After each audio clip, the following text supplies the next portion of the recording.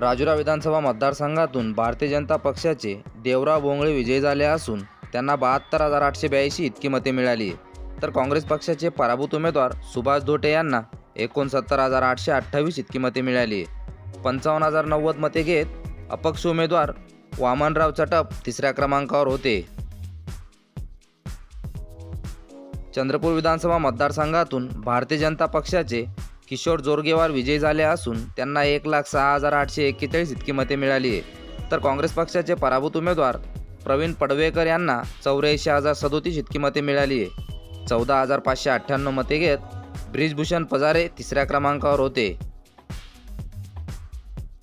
बल्लारपूर विधानसभा मतदारसंघातून भारतीय जनता पक्षाचे सुधीर मुनगंटीवार विजयी झाले असून त्यांना 1,05,969 इतकी मते मिळाली आहे, तर काँग्रेस पक्षाचे पराभूत उमेदवार संतोष सिंग रावत यांना 79,984 इतकी मते मिळाली आहे.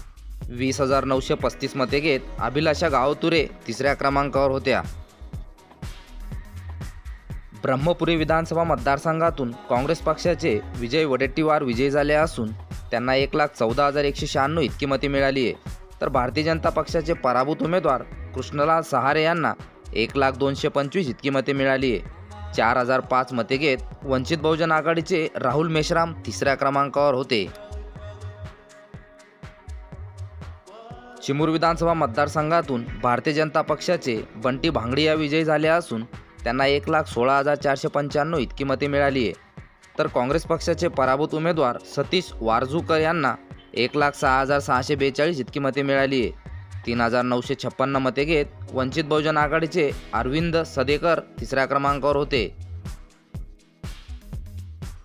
वरोरा विधानसभा मतदारसंघातून भारतीय जनता पक्षाचे करण देवतळे विजयी झाले असून त्यांना 65,170 इतकी मते मिळाली आहे, तर पराभूत उमेदवार मुकेश जीवतोडे यांना 49,720 इतकी मते मिळाली आहे. 25,048 मते घेत काँग्रेस पक्षाचे प्रवीण काकडे तिसऱ्या क्रमांकावर होते.